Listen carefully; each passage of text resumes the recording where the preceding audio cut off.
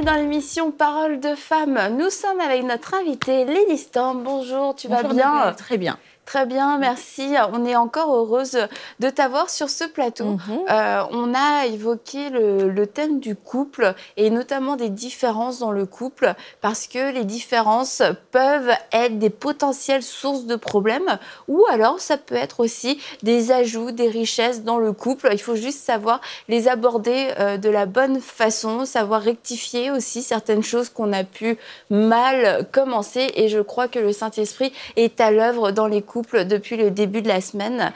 Et on va parler aujourd'hui de la communication. Comment comprendre le langage de l'autre, le silence de l'autre, la façon de parler de l'autre, parce que on a parlé justement de nos passés, de nos éducations. Il y a des endroits où on parle beaucoup, on verbalise absolument tout ce que on ressent. Il y a des endroits quand on crie, ça veut pas dire qu'on est fâché, mais il y a d'autres endroits quand on crie, ça veut dire qu'on est très fâché. Donc on peut se sentir facilement agressé et ne pas comprendre ce qui s'est passé chez l'autre. Donc voilà tout l'enjeu de comprendre le langage de l'autre qui est totalement différent. Exactement, Annabelle. Alors, faudrait savoir qu'on a tous des éducations différentes et donc des personnalités différentes aussi et une compréhension de la vie complètement différente. Et quand on se met ensemble, il faut décoder le langage de l'autre. Sinon, sans quoi on va aller droit au mur et on n'arrivera pas à se comprendre. Oui. Raison pour laquelle il y a des foyers qui ont mis 10 ans, 20 ans, 30 ans ensemble, mais qui ne se comprennent toujours pas. Parce qu'ils n'ont pas, ils n'ont pas fait le pas d'aller décoder le message de l'autre. Et déjà, ils n'ont pas eu cette pensée-là, cette conscience-là d'aller décoder le message de l'autre. Ensuite, nous-mêmes, en tant que personnes, c'est à nous de savoir quel est notre langage approprié, puisque le langage, il est approprié à chaque individu. C'est à nous de le savoir et d'expliquer à l'autre, écoute, tu sais, moi, j'aime beaucoup quand tu me prends dans tes bras parce que je me sens rassurée, je me sens bien. Et même si je suis en colère, la colère s'en va tout de suite parce que dans tes bras, je me sens bien. Voilà. Ça peut être une façon. Quelqu'un d'autre dira, moi, j'aimerais simplement que tu me parles très, très doucement parce que quand tu hausses le ton, ça me rappelle de mauvais souvenirs parce que mes parents se disputaient tout le temps. Donc moi, deux personnes qui haussent le ton, ça a une connotation mauvaise parce que j'ai vécu dans cette atmosphère-là. En fait, c'est juste décoder et essayer de comprendre l'autre, mais aussi que l'autre puisse expliquer c'est quoi son langage, de l'amour aussi ou de... Dans l'amitié, c'est pareil aussi, je pense. Avec les enfants, c'est exactement la même chose parce que ce qu'on choisit comme langage avec eux, ça a forcément une répercussion dans leur vie en tant qu'adultes. Si on a ce langage-là où on ne se touche jamais, où on ne se prend jamais dans les bras, où on ne se dit jamais « je t'aime », mais on s'offre des cadeaux, on pique-nique, on fait beaucoup de sorties ensemble, ils vont avoir cette compréhension des choses que s'aimer, c'est de partager des moments ensemble. C'est ça. Voilà, s'aimer, c'est d'être ensemble, de rigoler ensemble, de s'énerver des fois, mais c'est tout de suite de revenir, voilà. Toujours passer du temps ensemble et... À l'inverse, une autre famille quelqu'un d'autre pourra se dire, s'aimer, c'est se toucher, c'est se sentir, c'est se palper. Voilà, j'ai besoin de sentir le contact avec toi, d'être en contact parce que de ressentir la chaleur humaine, ce que tu dégages, voilà, ça me rassure et ça me permet d'être avec toi et je me sens proche de toi. Donc vraiment, le langage de l'amour, c'est à nous de l'exprimer à l'autre. Je vais vous raconter une petite anecdote. Alors, dans l'œuvre de Dieu que nous faisons, nous passons beaucoup, beaucoup de temps à nous occuper des autres. Les frères, les sœurs, les familles, les couples, etc., les enfants, etc. Et donc, quand mon mari a mis beaucoup de temps à comprendre quel était qu'est-ce que je voulais, en fait, dans tout ça. Qu'est-ce que je souhaitais qu'il fasse pour me prouver qu'il m'aime. Prouver, c'est un peu un grand mot, mais pour me montrer, me manifester son amour. Et donc, du coup, il dit, il faut que je fasse quoi? Que tu as déjà tout, tu gères tout, donc tu veux que je fasse quoi d'autre? Je lui dis, tu sais, ça n'a rien à voir c'est pas une question de matériel, en fait. C'est pas une question d'argent, c'est une question que je veux simplement passer du temps avec toi. Même à ne rien faire, mais qu'on se regarde, qu'on soit là, toi et moi. C'est tellement rien que c'est tout pour moi. et je dis, quand on va, par exemple, manger une glace, c'est tellement rien. Je dis, c'est simplement ce que je te demandais depuis toutes ces années. C'est ça. Juste qu'on se retrouve entre toi et moi. en dehors de tous les titres que nous avons, de tous les titres, que ce soit dans l'œuvre de Dieu, que ce soit en tant que parents, que ce soit en tant que, voilà, en dehors de toute l'attente que les gens ont à notre égard, mais vraiment, simplement, vivons, quoi. Asseyons-nous, mangeons une glace, buvons un thé, ou passons du temps ensemble. Et on a eu du mal, justement, j'ai eu du mal déjà à trouver mon langage et à l'expliquer à mon mari. J'ai mis des années, et lui, quand il a compris, je peux vous dire qu'aujourd'hui, c'est top, c'est le top. Parce que j'ai détecté, j'ai fait une enquête sur moi pour savoir quel était mon langage, le langage qui me correspondait à moi en tant que femme, et qu'est-ce que j'attendais du coup de mon mari. Du coup, j'ai pu poser des mots là-dessus pour lui exprimer, et du coup, il a pu comprendre et me donner ce que j'attendais en retour. C'était simplement ça. C'est pas qu'il m'aime pas, mais c'est que il a dû trouver la façon de me le démontrer, de me le manifester à moi en tant que femme. Je crois que c'est super important de faire un diagnostic sur soi-même et d'apprendre à se connaître. Parce que ce qui va arriver, c'est que d'autres personnes, par exemple, quand on parle de détention, c'est que tu exprimes quelque chose, comme vous avez dit, ça vous a pris de vous-même vous asseoir avec vous-même pour dire « Mais c'est quoi ce que j'ai vraiment besoin ?» C'est pas les cadeaux, parce qu'ils m'ont offert des cadeaux, mais ça n'a rien changé. C'est quoi exactement? Mais des fois, ce que les gens ils font, c'est qu'au lieu de prendre le temps de se diagnostiquer, tu parles à ta sœur, tu te plains, et tu fais juste rajouter au problème, sans pour autant te dire qu'au lieu que j'aille parler à X, Y, mais que je m'assois moi-même et que je puisse penser, mais c'est quoi exactement la chose? Et une fois que vous avez découvert votre langage, c'est pas un truc d'un livre, là. C'est vraiment, c'est normal, en fait, c'est juste votre comportement, tout simplement. C'est que si une personne extérieure s'assoit avec vous et vous observe, au bout de 30 jours, va déceler votre naturel. Et c'est tout simplement de savoir c'est quoi mon comportement naturel, qu'est-ce qui me plaît, qu'est-ce qui me rassure. Et des fois, on a tendance à penser parce que nous, on aime ça, alors on pense que c'est que l'autre aime. C'est ça. Et même si et la personne peut-être que quelqu'un peut dire, mais moi, mon langage d'amour, c'est les temps de qualité. Puis toi, tu te dis, toi, ton langage à toi, c'est les cadeaux. Mais tu te dis, mais non. Il veut vraiment des cadeaux. Mais non, c'est les temps de qualité, même si ça a l'air banal pour toi, parce que pour toi, c'est autre chose, mais de vraiment avoir cette écoute pour écouter qu'est-ce que l'autre veut. Et vraiment, comme vous dites, quand un couple arrive à ce niveau où est-ce qu'ils comprennent qu'est-ce que l'autre aime et faire les choses pour l'autre, la vie de couple devient tellement plus simple et tellement plus agréable. Absolument. Plus vite on découvre comment l'autre comprend l'amour qu'on lui... Attends, je pense que je suis en train de mettre ça à l'envers. Oui, comme le plus rapidement qu'on comprend la manière d'exprimer l'amour entre nous, à l'autre, je pense que ça évite beaucoup de conflits. Comme si on prend des années, si on met beaucoup d'années à comprendre le langage de l'autre, on va parler notre langage à l'autre personne quand lui, ça lui parle pas. Donc moi, j'aime beaucoup le temps de qualité, personnellement. Puis mon mari, lui, il peut aimer les cadeaux. Je peux lui donner du temps de qualité, mais ce qu'il veut, c'est des cadeaux. Mais ça va finir par... beaucoup, ça fait des désaccords. Oui, c'est ça. Puis on se dit, mais il m'aime pas. Mais en fait, on parle pas la bonne chose. Donc, apprendre à saisir aussi ce que l'autre comprend de nous. Moi, j'ai appris avec mon mari à décoder son non-verbal. Ça, c'est très important. Et ça évite beaucoup de frustration dans notre couple. Maintenant, au début, j'étais frustrée. Des fois, je pouvais parler... OK. Annabelle, tu sais de quoi je parle? On va le faire. En fait, c'est que je parle à mon mari, il fait ça comme ça. Et puis, en fait, moi, je pensais qu'il m'écoutait parce qu'il me regardait. Pour lui, il sait que c'est super important de regarder la personne quand elle parle. Sauf qu'il t'écoute pas. C'est ça que j'ai découvert. Et puis là, j'ai appris il y a quelques années à lui demander...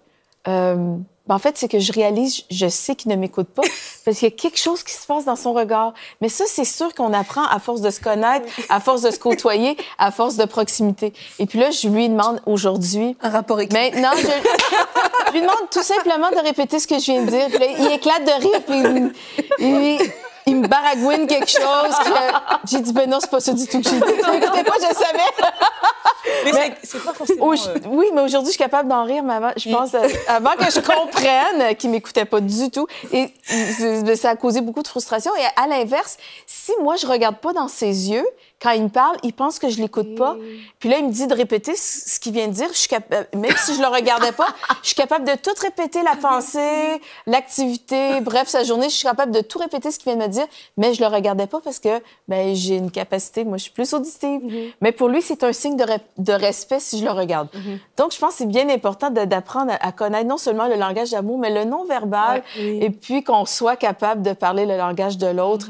Et au fur et à mesure qu'on se connaît aussi, puis je pense que ça évite tellement de conflits. Et demander au Saint-Esprit comment je peux lui montrer mon affection, comment je peux lui montrer que je communique bien avec lui.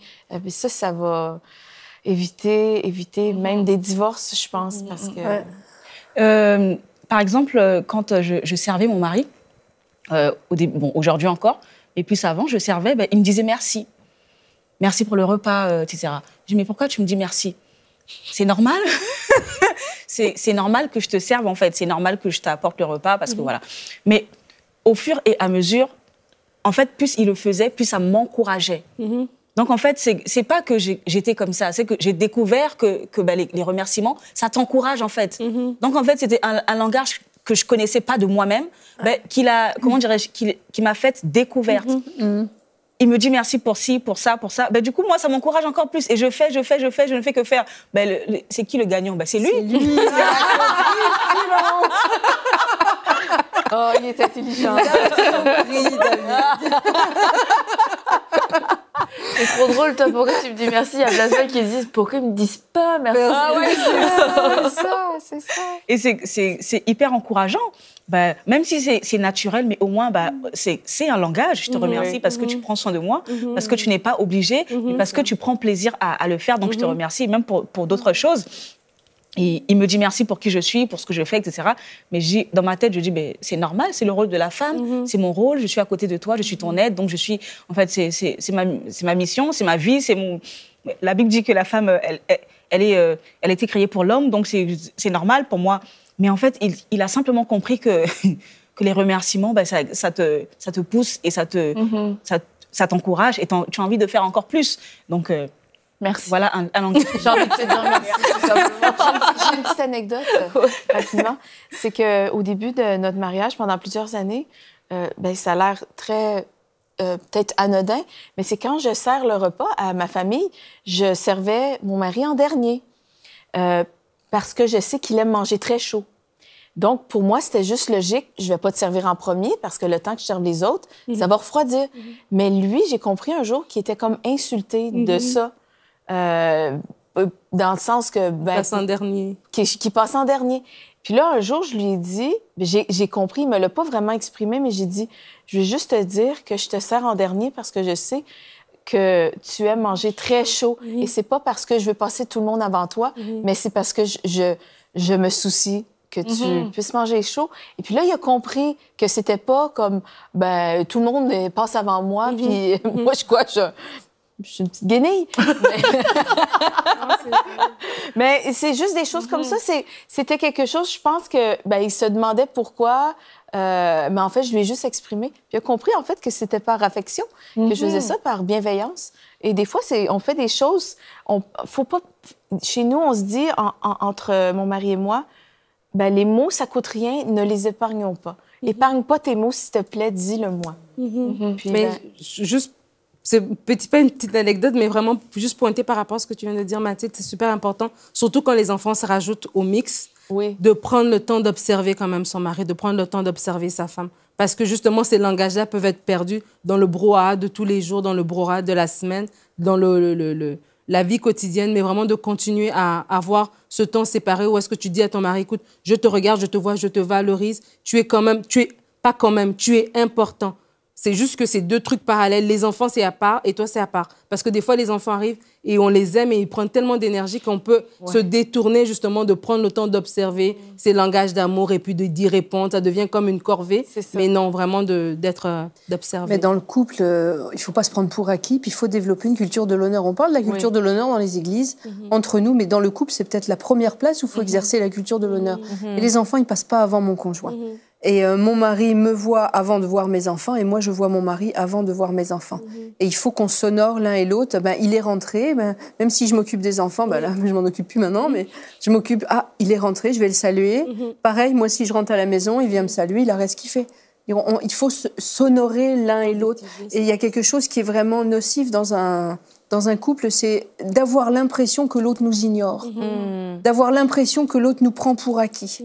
Et puis, si votre conjoint a pris soin de vous dire merci quand vous lui amenez une assiette pleine, et ben moi, je dis bravo, parce que ça veut dire qu'il vous prend pas pour acquis, et qu'il reconnaît le travail fourni, et qu'il considère pas que c'est un dû, mais que c'est un privilège. Et je pense que dans tout ce que fait notre conjoint, qu'on soit l'épouse ou l'époux, on doit considérer que c'est un privilège.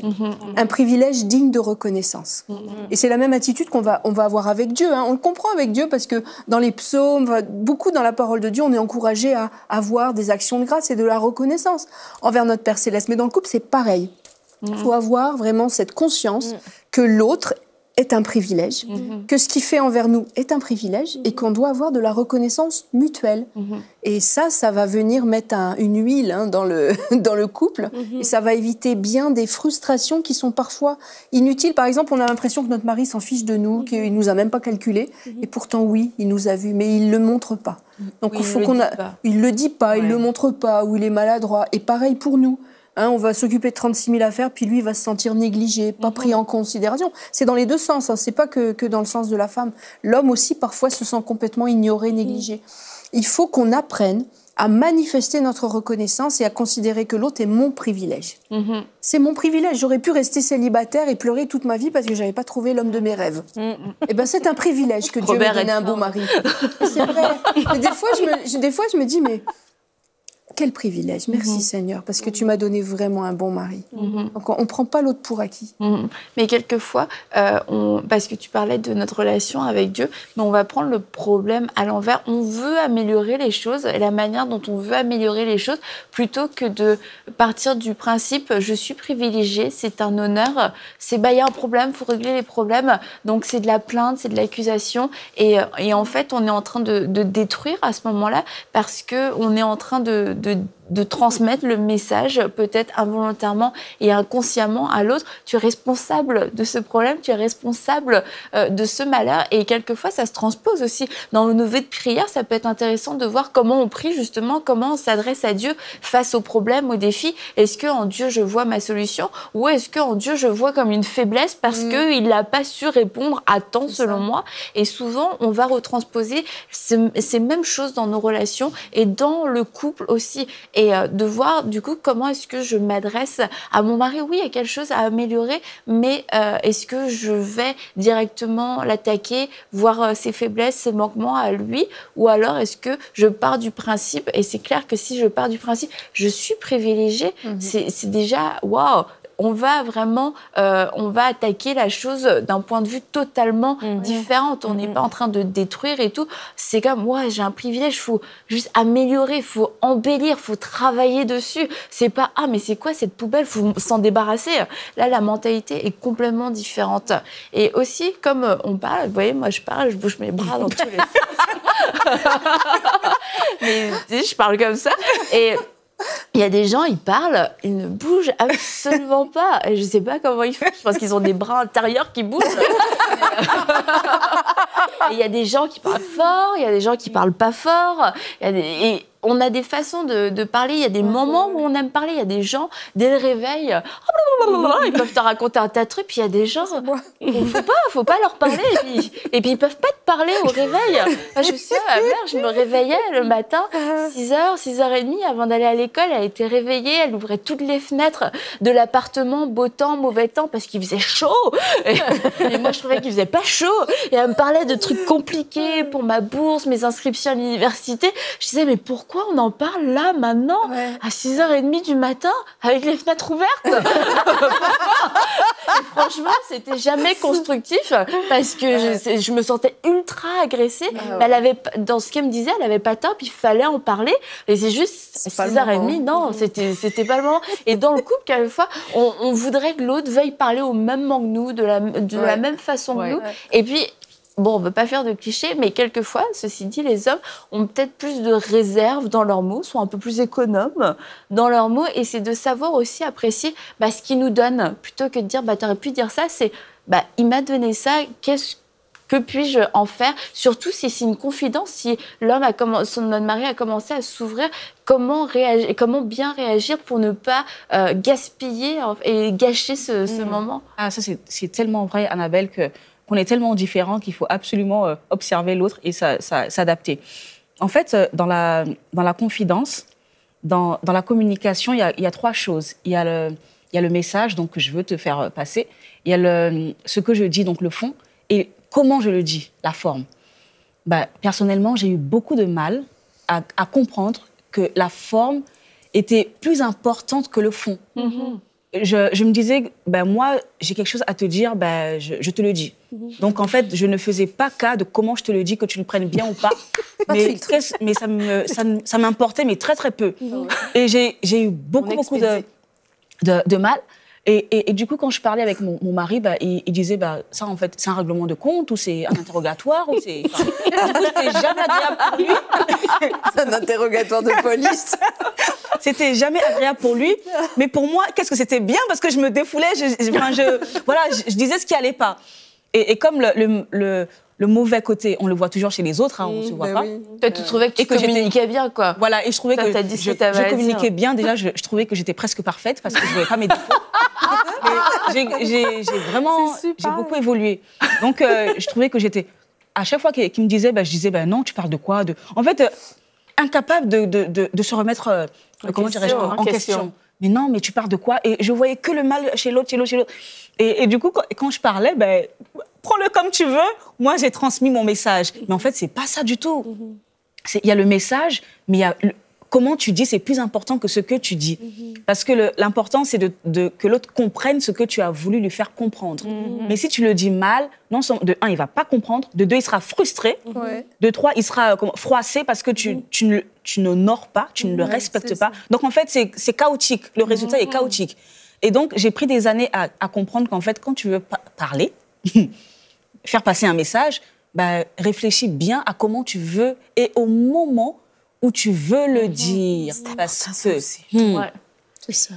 Nous, les femmes, nous parlons du matin au soir, il n'y a pas de souci, de tout et n'importe quoi. Donc, ça, il n'y a pas de souci. On est multifonction, etc. On passe du coq à l'âne sans transition, ça, il n'y a pas de souci. Mais un homme, il n'est pas du tout comme ça. Un homme, c'est... Si tu veux parler d'un sujet important avec lui, dis-lui la veille que tu auras rendez-vous avec lui le lendemain, à telle heure. Pourquoi? Parce qu'ils sont conditionnés d'une façon qu'ils ont besoin de se libérer la tête pour être concentrés à ce que tu veux lui dire. Alors que nous, on parle n'importe comment. Mais un homme, j'ai compris, mais zut, à chaque fois que je venais, c'était jamais le bon moment.